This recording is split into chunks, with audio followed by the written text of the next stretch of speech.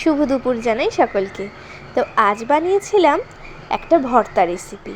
ভর্তা, বাটা, মাখা তোমরা যাই বলে থাকো না কেন, কিন্তু এই ভর্তার রেসিপিটা কিন্তু খেলে তোমাদের মুখে লেগে থাকবেই থাকবে। তো বুঝতে কি পারছো এটা কিসের ভর্তা? তো চলো আমি তোমাদের সাথে রেসিপিটা একটু শেয়ার করে নিই। এটা হচ্ছে মুরগির ভর্তা, মানে তোমরা বলতে পারো শিলে বাটা মুরগি, কিন্তু এটা যেহেতু আমি শিলে বাটতে পারিনি, তাই এটা না হয় মিক্সিতে বাটা মুরগিই নাম দেওয়া হোক। তো যাই হোক, তো দেখো আমি চিকেনটাকে একটু নুন আর আদা রসুন পেস্ট দিয়ে সিদ্ধ করে নিয়েছি। তো তোমরা এমন পরিমাণ জল দেবে যাতে জলটা কিন্তু চিকেনের গাতে শুকিয়ে যায়। তো দেখো এর ফলে কী হবে, চিকেনটা সিদ্ধ হয়ে যাবে আর ফ্লেভারটাও কিন্তু চিকেনের মধ্যে সুন্দরভাবে ঢুকে যাবে। দেখো আমি এখানে কিন্তু সলিড সলিড পিস তো নিয়েছি, আর হাড় সমেত পিস আছে। তো তোমরা চাইলে কিন্তু সব পিসগুলো সলিডই নিতে পারো, কারণ সলিড নিলে কিন্তু তোমাদের এক্ষেত্রে বাটতে সুবিধাও হবে।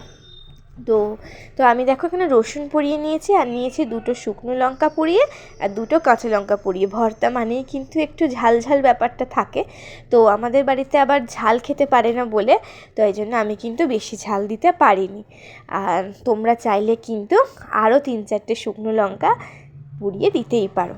তো দেখো আমি এখানে মুরগির মাংসগুলোকেও পুড়িয়ে নিয়েছিলাম, সাথে একটা টমেটোও পুড়িয়েছিলাম।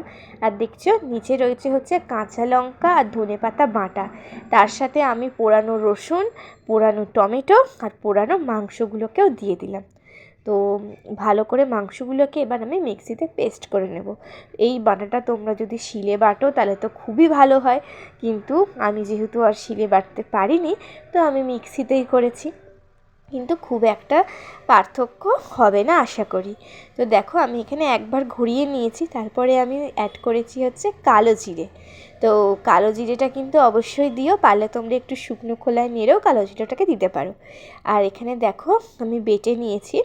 তো দেখো বাটাটা এরকমই হয়েছে।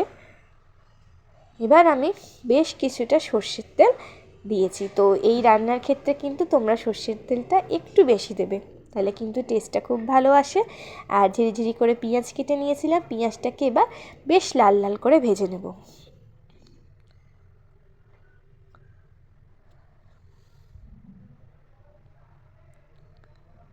দেখো আমি পেঁয়াজটা ভাজছি, দেখো পেঁয়াজটা কিন্তু ভাজা হয়েই এসেছে। এইবার আমি কিন্তু ওই বাটাটা দিয়ে দেব। তো বাটাটা দিয়ে কিন্তু এবার শুধু একটাই কাজ, ভালো করে নেড়ে নেড়ে ভেজে নিতে হবে। এই সময় কিন্তু তোমরা গ্যাসটাকে লোতেই রাখবে, লোতে রেখে ভালো করে সময় নিয়ে কিন্তু ভেজে নিতে হবে। আর এই সময় তোমরা নুনটাও কিন্তু দেবে, তো নুনটা কিন্তু বুঝে শুনে দিতে হবে। আগে কিন্তু শুধু চিকেনটা সিদ্ধ করার সময়তেই আমি অল্প একটু নুন দিয়েছিলাম, তারপরে কিন্তু আমি আর নুন দিইনি।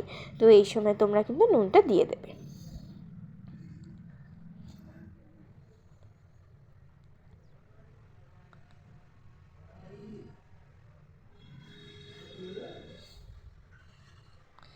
এবার আমি একটু রঙের জন্য দিলাম হচ্ছে কাশ্মীরি রেড চিলি পাউডার।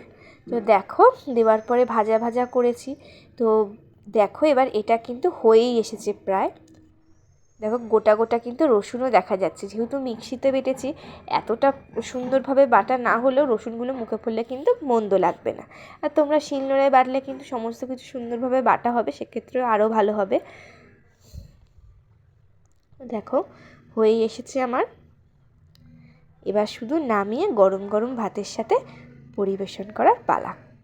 তো তোমরা কিন্তু এটা একটু কাঁচা সর্ষের তেল